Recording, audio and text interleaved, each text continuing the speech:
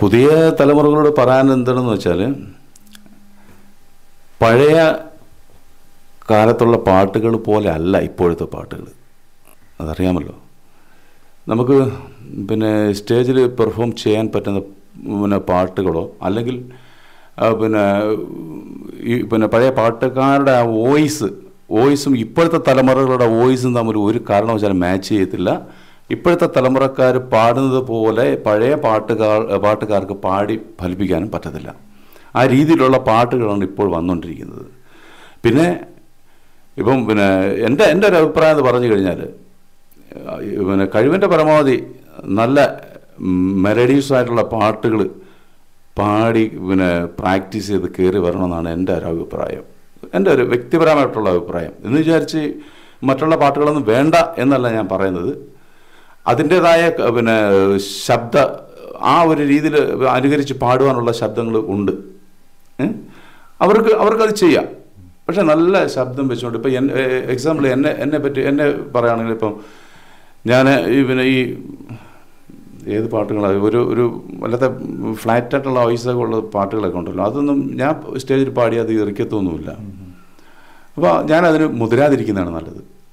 അപ്പോൾ അതുപോലെ വരും തലമുറകളോട് എനിക്ക് പറയാനുള്ള ഈ ഒരു കാര്യമാണ്, നമ്മുടെ വോയിസിനനുസരിച്ചുള്ള പാട്ടുകൾ, നമ്മുടെ വോയിസിനനുസരിച്ചുള്ള പാട്ടുകൾ മാത്രം ഓഡിയൻസിൻ്റെ മുമ്പിൽ, പ്രേക്ഷകരുടെ മുമ്പിൽ നമ്മൾ അവതരിപ്പിക്കുക. അത് അതിൻ്റേതായ ഒരു ഗുണവും ഉണ്ടാകും, ഒരു വിജയവും ഉണ്ടാവും.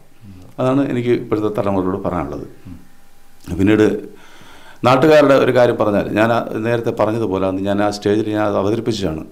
നമ്മുടെ ഈ നാട്ടിൽ ഈ പരിസരത്ത് ഇഷ്ടം പോലെ കലാകാരിമാരുണ്ട്, കൊച്ചു പിള്ളേരൊക്കെ ഉണ്ട് ഇഷ്ടം പോലെ. പക്ഷേ അവരെ വളർത്തിക്കൊണ്ട് വരുവാൻ വീട്ടുകാർ ചിലപ്പോൾ സാമ്പത്തിക ശേഷി ബുദ്ധിമുട്ടായിരിക്കും, അങ്ങനെയൊക്കെയുള്ള പ്രയാസങ്ങളുണ്ട്.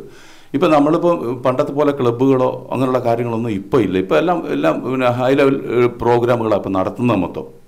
അപ്പോൾ ആ ഒരു കണ്ടീഷൻ ആയതുകൊണ്ട് താഴേക്കിടയിലുള്ള കൊച്ചു പിള്ളേരെ, പാവപ്പെട്ട പിള്ളേരോ അല്ലെങ്കിൽ പാടാൻ കഴിവുള്ള പിള്ളേരൊന്നും അതിനകത്തോട്ട് ആ വേദിയിലോട്ട് അവർ കയറ്റത്തില്ല. അതാണ് ഇപ്പോൾ ഒരു സിറ്റുവേഷൻ. അപ്പോൾ എനിക്ക് അവരോട് പറയാനുള്ളതെന്ന് പറഞ്ഞാൽ, നമ്മുടെ നാട്ടിൽ ഇഷ്ടംപോലെ പിള്ളേരുണ്ട്. ഇപ്പോൾ ഈ ചാനലുകളൊക്കെ വന്നതിൻ്റെ പേരിലാണല്ലോ ഈ ഇത്രയും ആർട്ടിസ്റ്റുകളെ നമ്മൾ ലോകം മനസ്സിലാക്കുന്നത്. പണ്ടും ഇതുപോലെ ഉണ്ടായിരുന്നു. പക്ഷെ അവർക്കത് അവസരം കിട്ടുന്നില്ല, മുന്നോട്ട് വരാനുള്ള അവസരം കിട്ടുന്നില്ല. അപ്പം എന്തെങ്കിലും വേദികൾ നിങ്ങൾ ചെയ്യുകയാണ്, എന്തെങ്കിലും ഒരു പ്രോഗ്രാം, ഇപ്പോൾ ഒരു പാർട്ടി പരിപാടി ആവട്ടെ, അല്ലെങ്കിൽ എന്തെങ്കിലും അല്ലെങ്കിൽ വ്യാപാരി വ്യവസായികളുടെ പ്രോഗ്രാമുകൾ, അവർക്ക് പ്രോഗ്രാമുകളൊക്കെ ചെയ്യുമല്ലോ അവർ. അപ്പോൾ ഈ സമയങ്ങളിലൊക്കെ ഒരു വേദി ഉണ്ടാകുമ്പോൾ വെറുതെയെങ്കിലും ഒരു കുഞ്ഞിന് അത് പാടാൻ കഴിവുള്ള കൊച്ചിനെ ഒരു പാട്ട് പാടിപ്പിക്കുക, വെറുതെയെങ്കിലും. അത് ചിലപ്പോൾ 10 പേര് കേൾക്കുമ്പോഴത്തേക്ക് അവർ എന്തെങ്കിലും പ്രോഗ്രാം ചെയ്യുമ്പോഴത്തേക്ക് ആ കുഞ്ഞിനെ വിളിക്കാം, നമുക്ക് ഒരു പാട്ട് ആ കുഞ്ഞിനെ കൊണ്ട് പാടിക്കുക, അങ്ങനെയൊക്കെയുള്ള ചിന്താഗതിയൊക്കെ ഉണ്ടാവും. അതങ്ങനെയാണ് അവസരങ്ങൾ ഉണ്ടാകുന്നത്. ഒരു അവസരം വന്നാൽ അതിന് ശേഷം തീർച്ചയായിട്ടും അങ്ങനെ പറ്റത്തുള്ളൂ, അങ്ങനെ ഉണ്ടാകത്തുള്ളൂ. അപ്പോൾ അതിനുള്ളൊരു സാഹചര്യങ്ങൾ നമ്മുടെ ഈ നാട്ടിൽ ആരും ചെയ്യുന്നില്ല. ഞാൻ അന്നും അത് പറഞ്ഞതാണ്. അതുകൊണ്ട് ദയവ് ചെയ്ത് കലാകാരികളെ അവരെ മുരടിപ്പിക്കാതെ അവരുടെ കഴിവുകൾ അവർ പുറത്ത് കൊണ്ടുവരട്ടെ. അതിനുള്ള അവസരങ്ങൾ ഒരുക്കി കൊടുക്കേണ്ടത് നമ്മളാണ്. അപ്പോൾ ദയവ് ചെയ്ത് ഇനിയെങ്കിലും ആ ഒരു രീതിയിൽ നാട്ടുകാർ മുന്നോട്ട് വരണമെന്നാണ് എനിക്ക് ഞാൻ നാട്ടുകാരോട് പറയാനുള്ള കാര്യം.